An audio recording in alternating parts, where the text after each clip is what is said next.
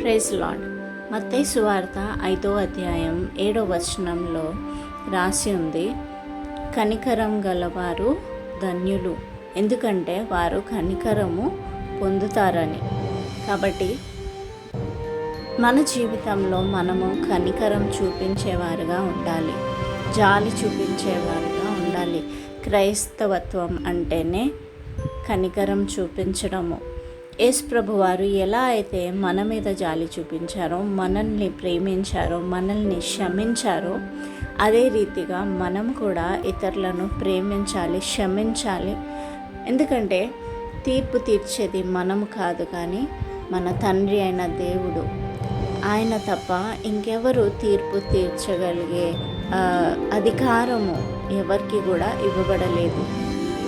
కాబట్టి మనము తీర్పు తీర్చకుండా వారిని క్షమించే వారిగా ఉండి, వారి మీద కనికరం చూపించేవారుగా మనం ఉండాలి.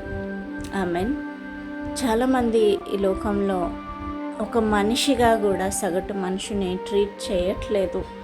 ఎక్కడ చూసినా మరి క్యాస్ట్ సిస్టమ్ కానీ, లేదా సొసైటీ ఇన్ఈక్వాలిటీ కానీ, అంటే